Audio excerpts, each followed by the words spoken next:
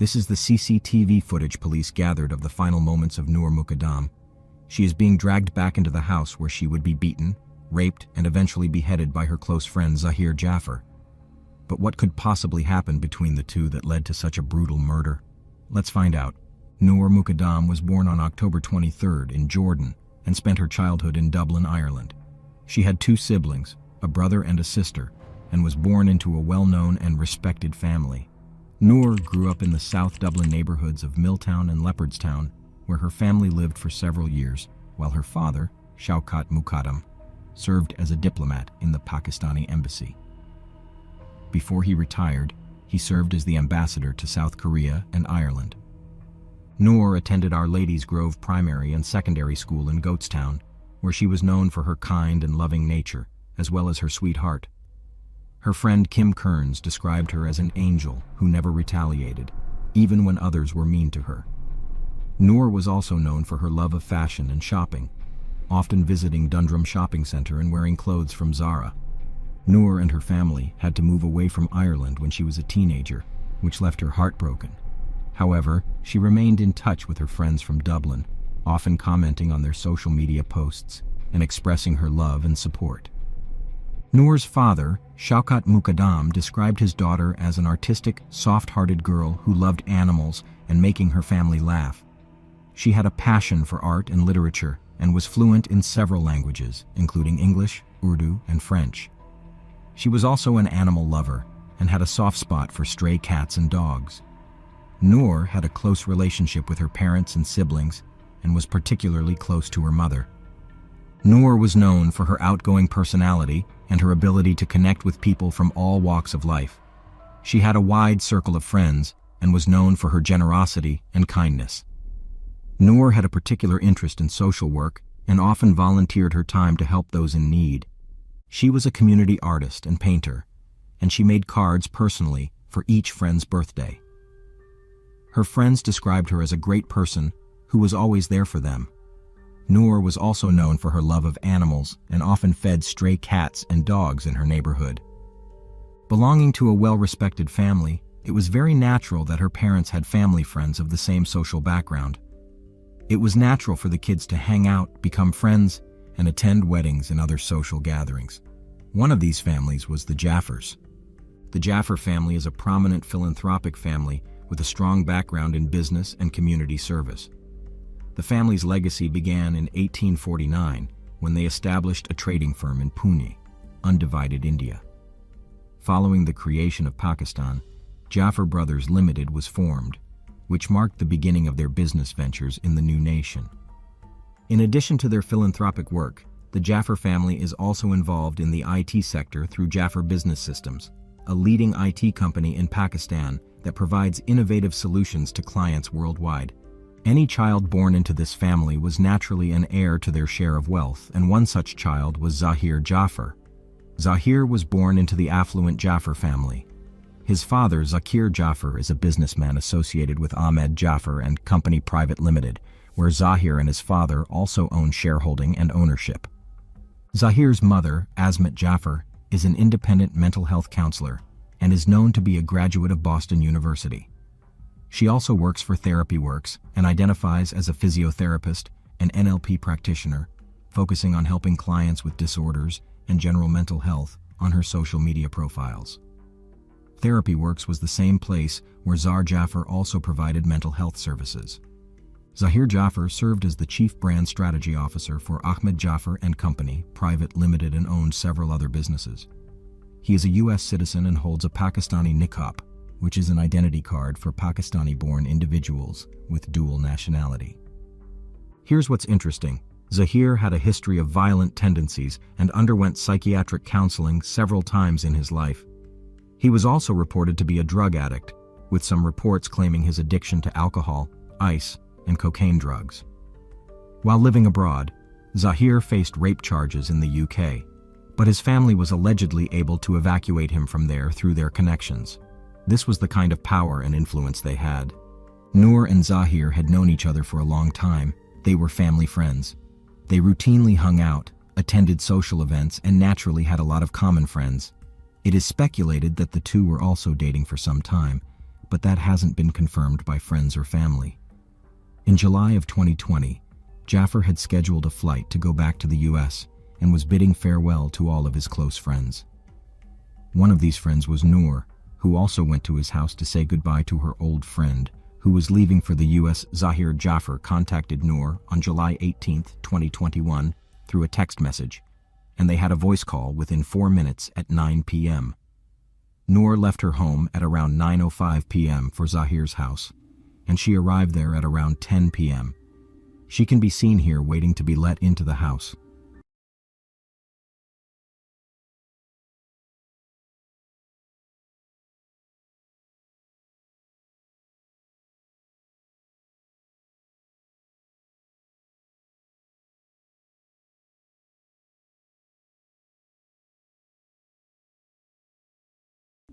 Sometime after this, they had alteration, during which Noor must have realized she was in danger. Here she's seen to be wearing the same clothes which she arrived in, trying to leave Jaffer residence.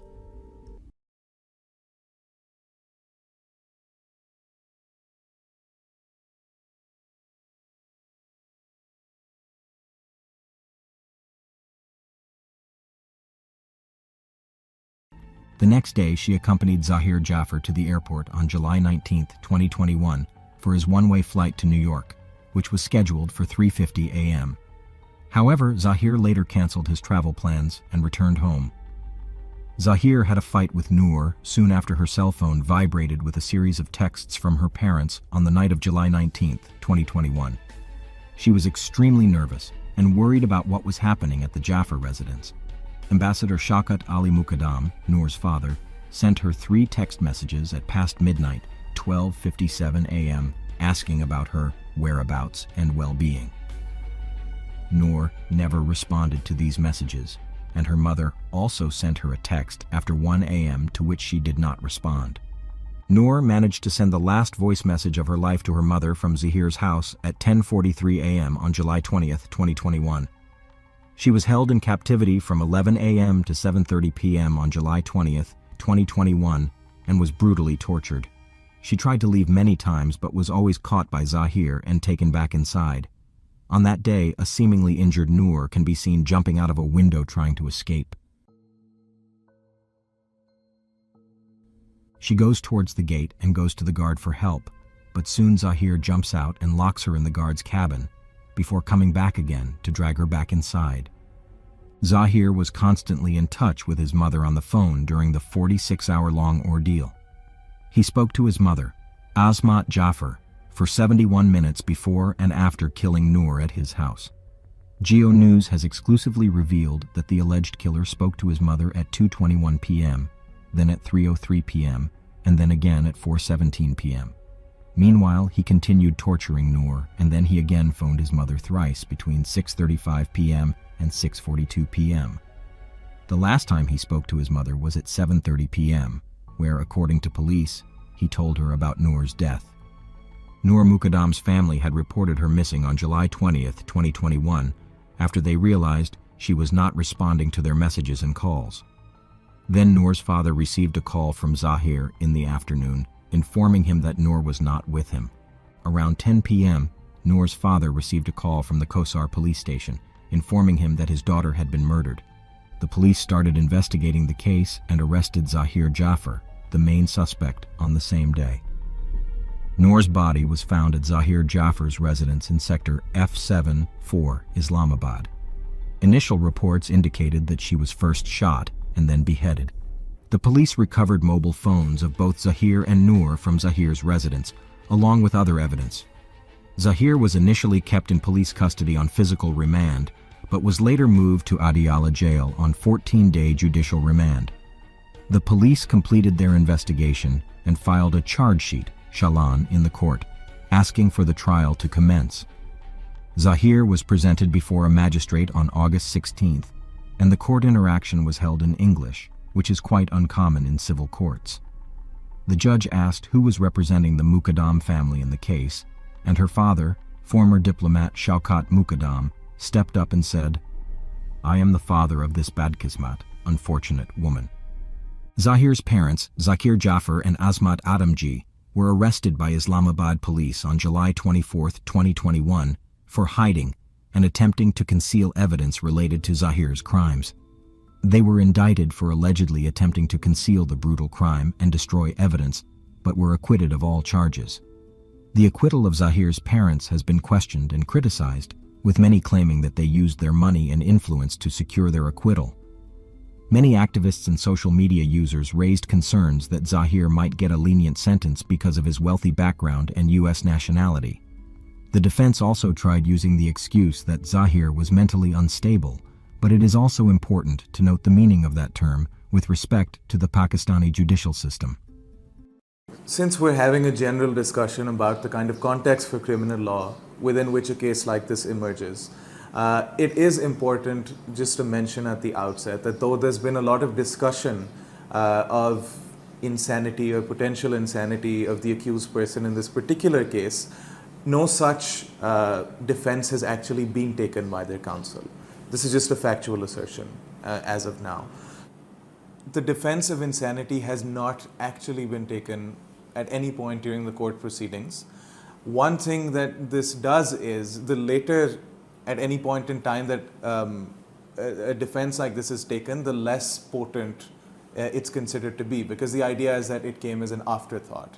So all of this talk is mostly just stuff that's happening outside of court, whether it's coming from laypersons or from the accused or people linked to the accused. None of it is actually relevant to the case at hand because the accused himself has not taken that defense. Zahir was indicted in October and was accused of premeditated murder under Section 302 of the Pakistan Penal Code, PPC. As seen here, he can be heard confessing to the crime while being escorted out of the courts.